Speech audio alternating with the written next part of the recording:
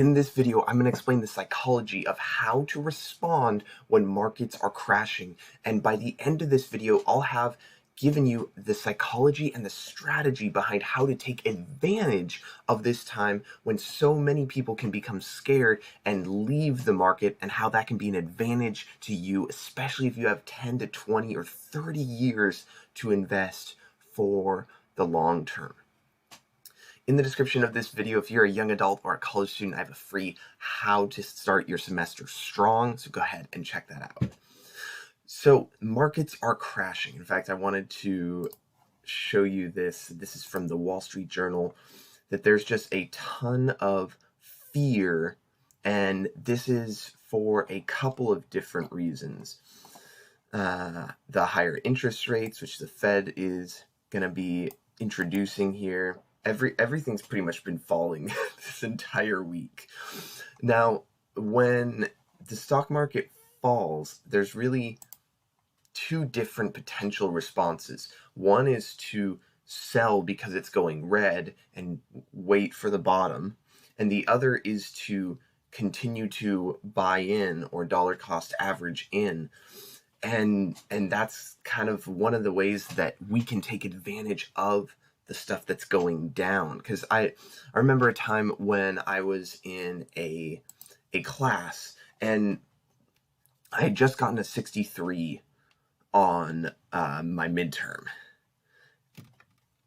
And I don't know if you've ever felt like, man, I'm in the midst of failing a class or failing at work or failing in a relationship, and you're just like, oh my goodness, this is just like, I made these choices and it's just bad. And there's just this like weight on us, almost like a heavy blanket, like it's palpable.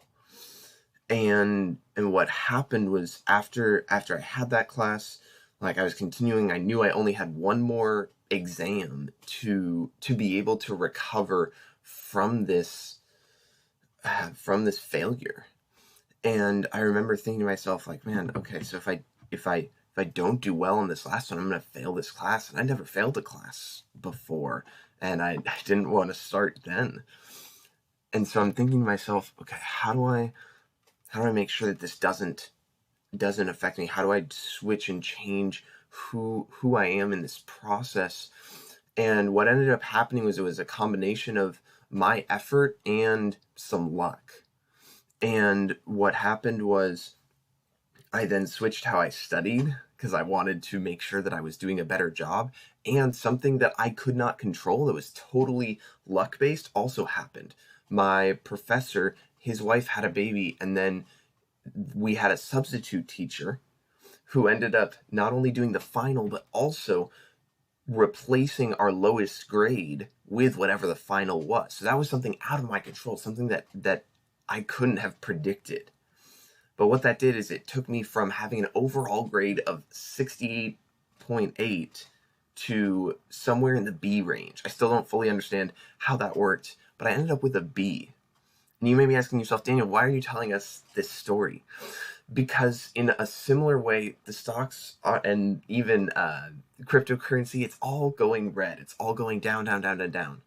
But if we look back historically, and you look at March of 2020, right when the pandemic hit, it was this massive down, and then it ends up shooting back up.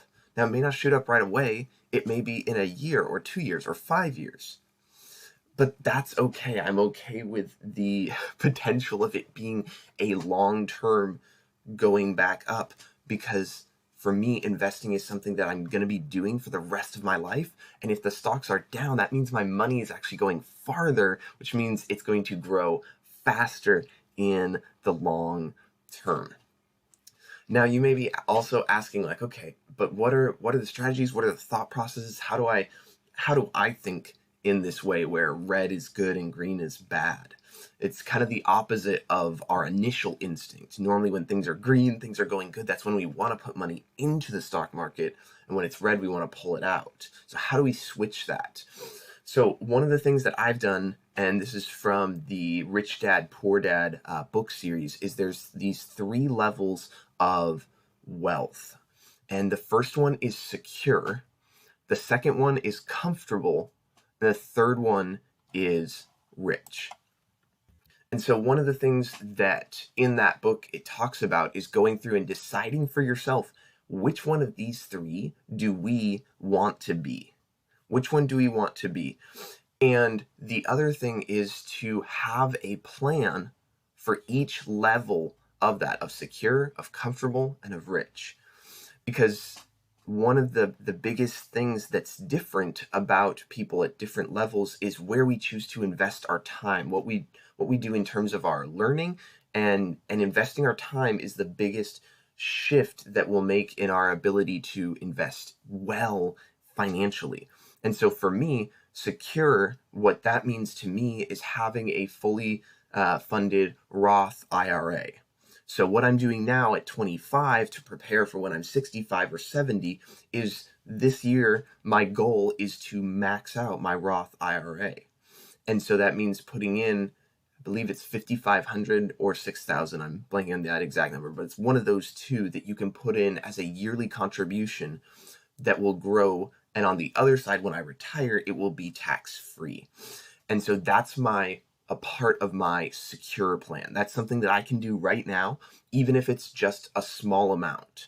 It's a little bit more now, but for the last 2 years or so, it was just $50 a week or $50 a month. Now, it's not a lot, but it's something. And especially if you're in college or you're a young adult, even if it's $50 a month, like, start now. Don't wait. The difference in waiting, and I'll have to find this picture in a moment, but the difference in waiting even 2 years can be hundreds of thousands of dollars. And it just makes such a difference. So that's the big takeaway. Invest now, start now, even if it's red. If it's red, that's actually better. And as you put some money in and you see it fluctuate, you're going to feel like, ooh, that doesn't feel good when it goes down. That doesn't feel good. And when it goes up, it does feel really good, like you're doing something right. But remember, this is for the long term. It's putting in consistently every week or every other week or every month. And that over time compounds. And that is how we invest in a crashing market.